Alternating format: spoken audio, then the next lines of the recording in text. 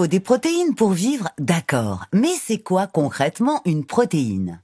Une protéine, c'est une molécule constituée d'autres petites molécules reliées entre elles. Pour mieux comprendre, tu peux voir la protéine comme un collier de centaines de perles.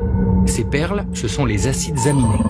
Il existe une vingtaine de perles différentes et il est important qu'elles soient placées dans un ordre précis pour que la protéine puisse fonctionner. Attention, s'il manque une seule perle, le collier ne peut pas être fabriqué. Donc il me faut des perles de toutes les couleurs et c'est bon? Je peux fabriquer une protéine?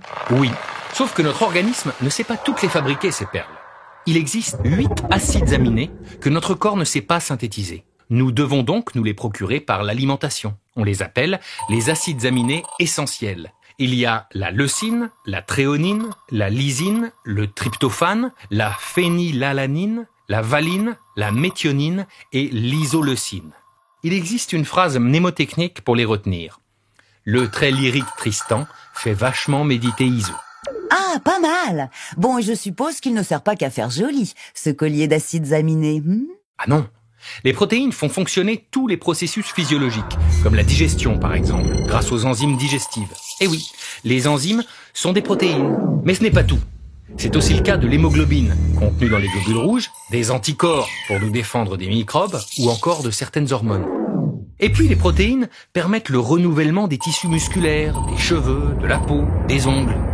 Tu vois la petite voix? Elles sont indispensables, les protéines. Bon, et ces acides aminés essentiels, on les trouve où? Dans les protéines animales et végétales. Les produits laitiers, la viande, le poisson, les œufs sont des sources de protéines animales. Mais il existe aussi des sources de protéines végétales, comme les céréales et les légumineuses. Mais comme les céréales ne contiennent pas la lysine et que les légumineuses n'apportent pas de méthionine, l'astuce, c'est de les mélanger pour avoir tous les acides aminés essentiels dans l'assiette. Comme dans le couscous, où il y a du blé avec la semoule et des pois chiches.